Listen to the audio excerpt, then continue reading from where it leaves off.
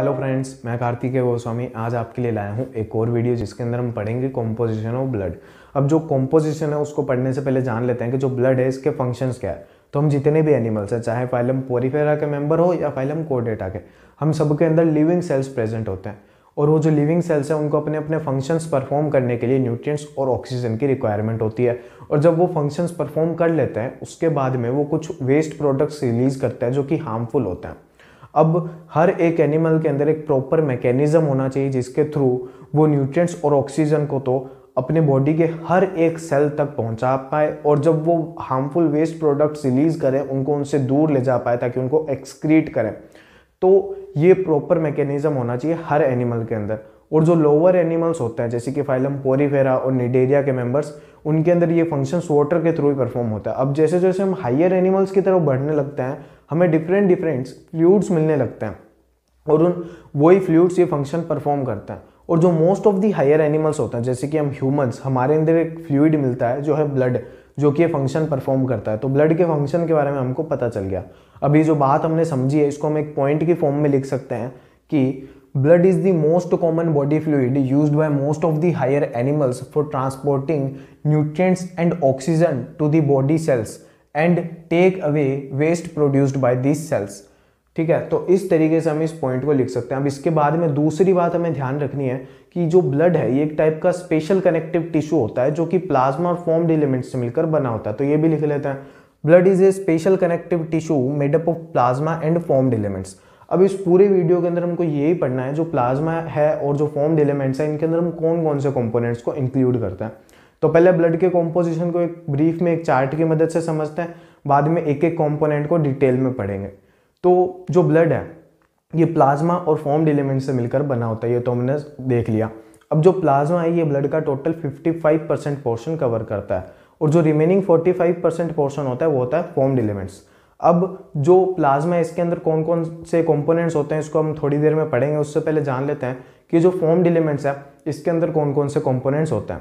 Formed elements के अंदर तीन मेन कंपोनेंट्स होते हैं, आरबीसीज रेड ब्लड सेल्स जिनको हम इरिथ्रोसाइट्स कहते हैं, डब्ल्यूबीसीज व्हाइट ब्लड सेल्स जिनको हम ल्यूकोसाइट्स कहते हैं, एंड प्लेटलेट्स जिनको हम थ्रोम्बोसाइट्स कहते हैं। तो ये तीन मेन कंपोनेंट्स होते हैं। अब जो व्हाइट ब्लड सेल्स है ये भी मेनली टू टाइप्स की होती है कि इनके साइटोप्लाज्म में ग्रेन्यूल्स प्रेजेंट है या एब्सेंट है, इसके बेसिस पे। अब जिन व्हाइट ब्लड सेल्स के साइटोप्लाज्म में ग्रेन्यूल्स प्रेजेंट होंगे उनको हम कहेंगे ग्रेन्युलोसाइट्स और जिन व्हाइट ब्लड सेल्स के साइटोप्लाज्म में ग्रेन्यूल्स एब्सेंट होंगे उनको हम कहेंगे एग्रेन्युलोसाइट्स।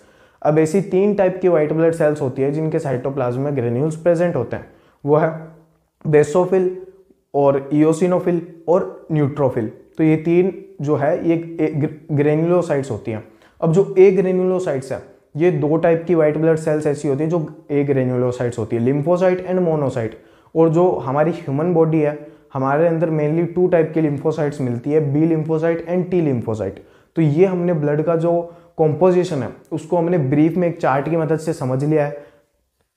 तो अब जो ब्लड की कॉम्पोजिशन है उसको डिटेल में पढ़ना प्लाज्मा से स्टार्ट करते हैं। तो प्लाज्मा के बारे में पहला पॉइंट तो हमें ध्यान रखना है कि जो प्लाज्मा है ये एक स्ट्रो कलर्ड विस्कस फ्लूइड होता है। तो ये पॉइंट हमें ध्यान रखना है कि plasma is a straw coloured viscous fluid. तो अब जो प्लाज्मा है ये दिखने में कैसा होता है, अगर आपको ये जानना है तो आप इस इमेज में देख सकते हैं। अगर हम ब्लड से प्लाज्मा को एक्सट्रैक्ट करते हैं तो वो दिखने में कुछ ऐसा होता है। अब प्लाज्मा के कंपोनेंट्स को पढ़ते हैं। तो पहला कंपोनेंट है वाटर जो कि 90 to 92% पार्ट कवर करता है प्लाज्मा का। सेकंड है प्रोटीन्स जो कि 6 to 8% होता है। अब जो 98 to 99% जो प्लाज्मा का पार्ट है वो वाटर और प्रोटीन ही कवर कर लेते हैं। अब जो प्रोटीन्स है इसमें भी तीन जो मेन टाइप के प्रोटीन्स हैं उनके नाम हमें ध्यान रखना है और वो उनके फंक्शंस क्या होते हैं वो हमें ध्यान रखना है क्योंकि वो इंपॉर्टेंट है और हमारी बुक एनसीईआरटी में भी गिवन है। तो जो फर्स्ट प्रोटीन है वो है एल्ब्यूमिन जो कि हमारी बॉडी के ऑस्मोटिक प्रेशर को बैलेंस करने में हेल्पफुल होता है। सेकेंड है ग्लोब्यूलिन जो कि डिफेंस मैकेनिज्म में इंक्लूडेड होता है। थर्ड है फाइब्रिनोजन जो कि क्लोटिंग एंड कोगुलेशन में हेल्प करता है।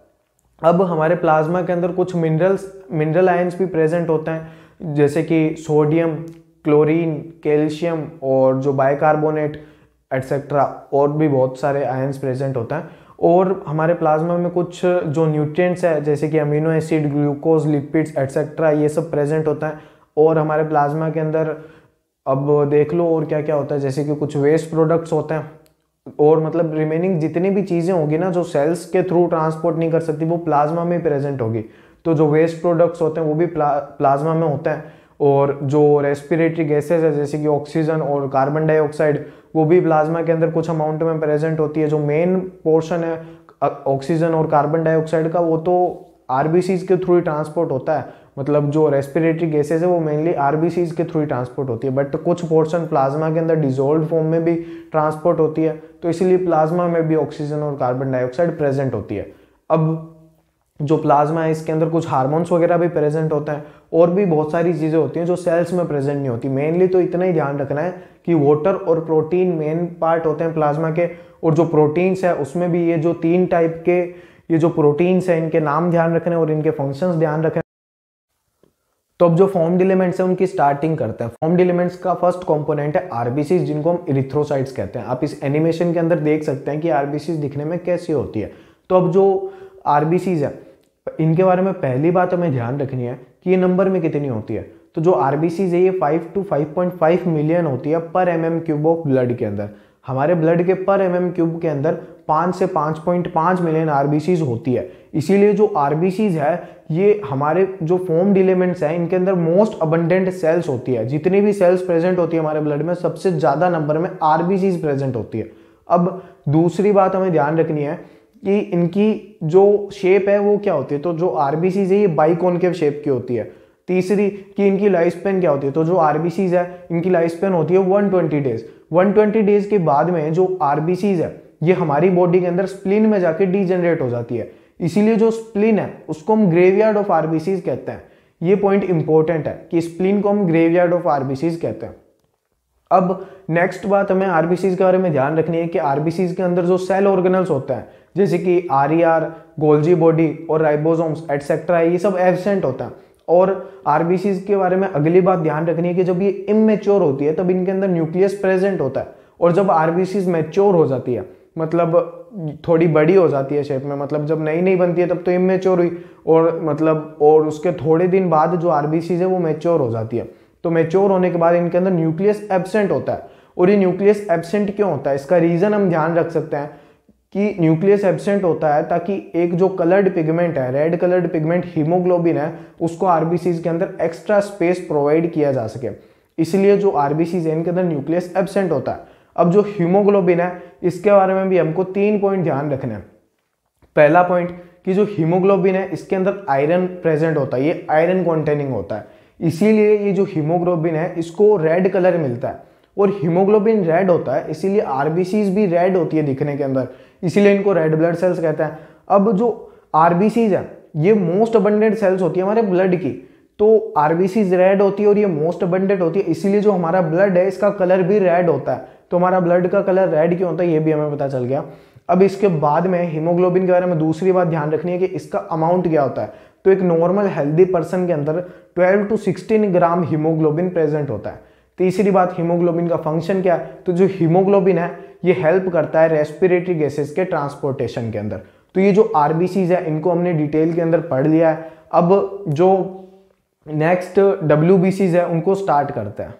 ये तो हमें पहले से ही पता है कि व्हाइट ब्लड सेल्स को हम ल्यूकोसाइट्स कहते हैं। अब व्हाइट ब्लड सेल्स के बारे में भी पहली बात तो यही ध्यान रखनी है कि ये नंबर में कितनी होती है। तो व्हाइट ब्लड सेल्स होती है 6000 to 8000 पर mm³ ऑफ ब्लड के अंदर।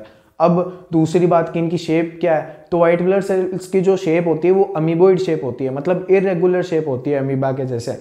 अब तीसरी कि ये नंबर इनकी जो लाइफ स्पेन है वो क्या है। तो व्हाइट ब्लड सेल्स की जो लाइफ स्पेन है वो हम ध्यान नहीं रखेंगे क्योंकि कुछ व्हाइट ब्लड सेल्स की ओनली फ्यू आवर्स ही होती है, कुछ की कुछ दिन होती है। 5 डिफरेंट व्हाइट ब्लड सेल्स हमें पढ़ेंगे तो एक व्हाइट ब्लड सेल्स की लाइफ स्पेन याद रखना इतना इंपॉर्टेंट नहीं है। तो इसीलिए हम बस इतना सा ध्यान रख लेते हैं कि जो व्हाइट ब्लड सेल्स है ये शॉर्ट लिव्ड होती है। अब इनके बारे में एक बात ये ध्यान रखनी है कि इनके अंदर जो न्यूक्लियस है वो तो प्रेजेंट होता है और जो हीमोग्लोबिन है वो एब्सेंट होता है, इसीलिए ये व्हाइट कलर की होती है और इनको व्हाइट ब्लड सेल्स कहते हैं। तो अब जो व्हाइट ब्लड सेल्स है इनके अंदर भी जो फर्स्ट है जो ग्रेन्युलोसाइट्स, इनको स्टार्ट करते हैं।